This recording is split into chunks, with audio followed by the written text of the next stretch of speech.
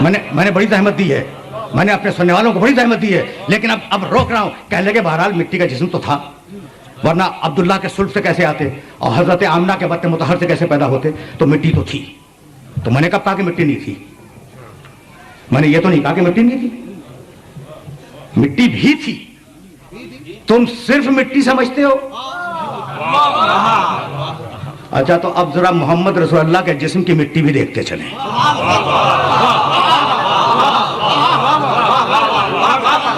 بس زیادہ زحمت نہیں ہے. تم کہتے ہو کہ نبی کا جسم مٹی کا تھا, چلو مان لیا, لیکن اب ذرا مٹی کی کوالٹی دیکھتے چلیں کہ وہ مٹی تھی کیسی. دونوں چلے ہیں معراج کی رات کو, ایک ہے سید الانبیاء اور ایک ہے سید الملائکہ. اچھا اب چلو,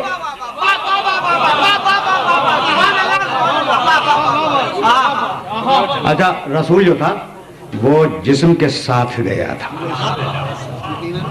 کبھی پھر صحیح کہتے ہیں کہ خواب دیکھا تھا, تو میاں یہ بات میری ذہن میں رکھیے گا کہ اگر آپ معراج کا خواب دیکھ لیں تو کیا معراج ہو جائے گی؟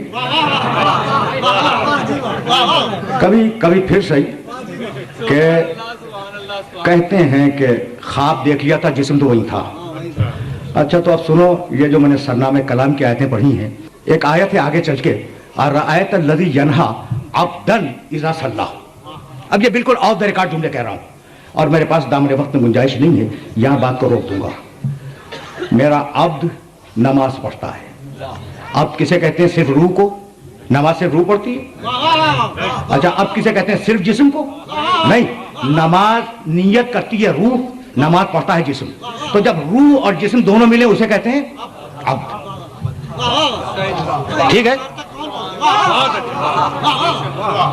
دیکھو عبد تنہا روح نہیں ہے, عبد تنہا جسم نہیں ہے. نیت کرے گی روح, نماز پڑھے گا جسم, تو روح اور جسم کے مجموعے کو کیا کہتے ہیں؟ عبد. معراج میں کون گیا؟ سبحان الذی اسری بعبدہ لیلا.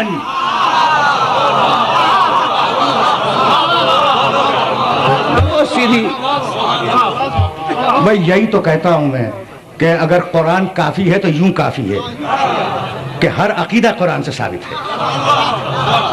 اچھا تو میرا نبی بھائی تم کہتے ہو نا مٹی کا جسم تھا, میرا نبی مٹی کے جسم کے ساتھ جا رہا ہے, جا رہا ہے نا. اچھا تو اب نبی تو مٹی کا ہو گیا, میں نہیں مانتا, تم کہہ رہے ہو اس لیے میں نے مان لیا, چلو نبی مٹی کا ہے. لیکن جبریل تو مٹی کا نہیں ہے. جبریل تو مٹی کا نہیں ہے نا, جبریل تو بہرحال نورانی مخلوق ہے. اچھا دونوں چلے, پہلا آسمان گزرا, دوسرا آسمان گزرا, تیسرا آسمان گزرا, چوتھے آسمان کے اوپر حکم دیا پیغمبروں کو اللہ نے. بھائی توجہ رہے, گفتگو کو یہی روک رہا ہوں. امام ثعلبی رحمت اللہ علیہ کی تفسیر سے یہ جملہ عرض کر رہا ہوں. سارے پیغمبروں کو حکم دیا میرے حبیب کی سواری آ رہی ہے, صفے لگاؤ, میرے حبیب کی سواری تمہارے درمیان سے گزرے گی, تم سلام کرتے جاؤ, وہ جواب دیتا ہوا گزر جائے. یہ ہے محمد رسول اللہ. اور اب میرے پاس وقت نہیں ہے, اب بالکل وقت نہیں ہے. جملے سنو, مجھے اجازت دے دو. 1 گھنٹہ مکمل ہونے میں کل 5 دقیقے رہ گئے ہیں, لیکن جہاں لے جانا چاہ رہا ہوں میرے ساتھ چلو. محمد رسول اللہ کے جسم کی مٹی, اور یہاں بات مکمل ہو جائے گی. اچھا پیغمبروں نے صفیں لگائیں, میں نہیں کہہ رہا ہوں, امام ثعلبی رحمت اللہ علیہ, ٹھیک, صفیں لگائیں. پیغمبر نور کے ناقے پہ سوار تھے اور جبریل لگام نور تھامے ہوئے آگے آگے چل رہے تھے. پیغمبر کے چہرہ مقدس پر نور کی نقاب تھی. یہ معراج ناموں سے نہیں پڑھ رہا ہوں, حدیث کی کتابوں میں ہے یہ جملے, حدیث کی کتابوں میں. اچھا تو پیغمبر ناقے نور پہ سوار ہیں, لجام نور جبریل کے ہاتھ میں ہے, پیغمبر کے چہرے پہ نقاب نور ہے. سارے انبیاء داہنے بائیں کھڑے ہوئے ہیں. نبی سلام کرتے جاتے ہیں, میرا نبی انہیں جواب دیتا جاتا ہے. جب سارے نبیوں نے سلام کر لیا تو ایک مرتبہ وحی آئی, وصل من ارسلنا من قبلک من رسلنا اجعلنا من دون الرحمن آلہۃ یعبدون. امام ثعلبی کی تفسیر سے پڑھ رہا ہوں. ایک مرتبہ اللہ نے کہا محمد رک جاؤ, میرا نبی رکا, کہا مڑو اور ان سارے نبیوں سے پوچھو کہ انہیں کن شرطوں پہ ہم نے نبوت دی ہے. بس تقریر آخری مرحلوں میں داخل ہو گئی. میرے حبیب ان سارے نبیوں سے پوچھ کہ ہم نے کن شرطوں پہ انہیں نبوت دی ہے. میرا نبی مڑا, اور مرنے کے بعد اس نے سارے پیغمبروں سے پوچھا پیغمبروں بتلاؤ تمہیں اللہ نے کن شرطوں پر نبوت دی ہے؟ کہا یا رسول اللہ نقاب نور الٹیں تاکہ ہم آپ کے چہرے انور کی زیارت کریں، پھر ہم جواب دیں گے۔ رسول نے نقاب نور الٹی اور سارے نبی بولے یا رسول اللہ ہمیں نبوت ملی ہے 3 شرطوں پر، اللہ کی توحید کا اقرار، آپ کی نبوت کا اقرار اور آپ کے بھائی علی کی ولایت کا اقرار۔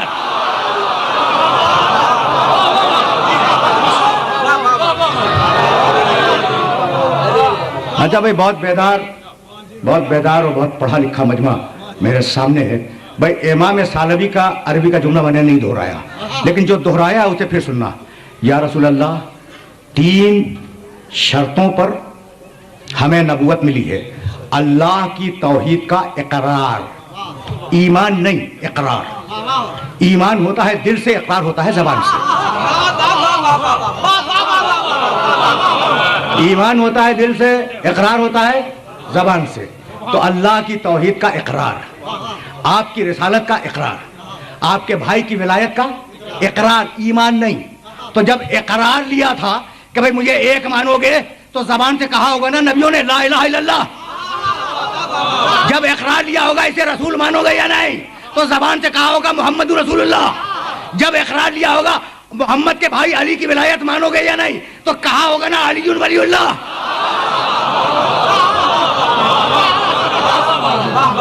اقرار، ایمان نہیں اقرار، تو کہا ہوگا نا علی ولی اللہ۔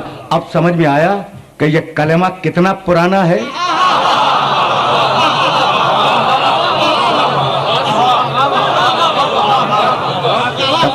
تقریر تمام ہونے والی ہے۔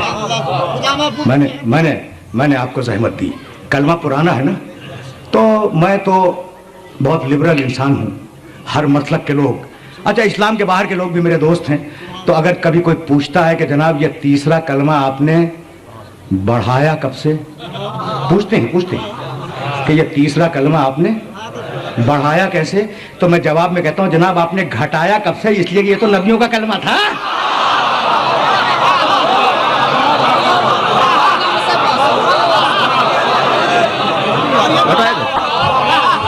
یہ تو نبیوں کا کلمہ تھا بھائی، آپ نے گھٹایا کب سے؟ اچھا تو اب سواری چلی آگے، ٹھیک، جبریل ساتھ جا رہے ہیں، جبریل ہے نورانی مخلوق اور محمد رسول اللہ مٹی کا، نعوذ باللہ من ذالک۔ ایک منزل آئی، بس میرے عزیزوں میرے دوستوں میں نے تقریر تمام کی، میرا نبی آگے بڑھا، جبریل رکے، رسول نے کہا کہ جبریل میرے ساتھ آؤ، آتے کیوں نہیں؟ کہا یا رسول اللہ سب نے لکھا ہے لو دنو تو انمولتن لا ترکتو، اللہ کے رسول اگر میں انگلی کے پور برابر بھی اپنی حد سے آگے بڑھ جاؤں تو میں جل جاؤں گا۔ رسول یہ نہیں فرماتے کہ تم میرے ساتھ ہو جلنے سے بچ جاؤ گے۔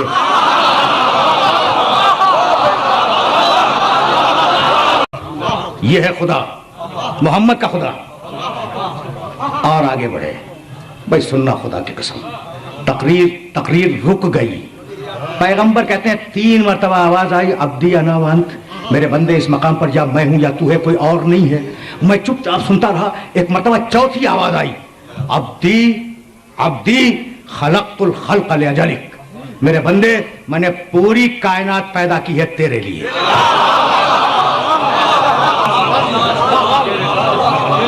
میرا نبی کہتا ہے کہ جب یہ آواز آئی عبدی خلقت الخلق لاجلک، میں نے پوری کائنات پیدا کی ہے تیرے لیے، تو اب میں نے اپنی گردن بلند کی اور میں نے کہا الہی ترکت الخلق لاجلک، پروردگار تو نے کائنات میرے لیے بنائی ہے، میں کائنات کو تیرے لیے ٹھوکر مار رہا ہوں۔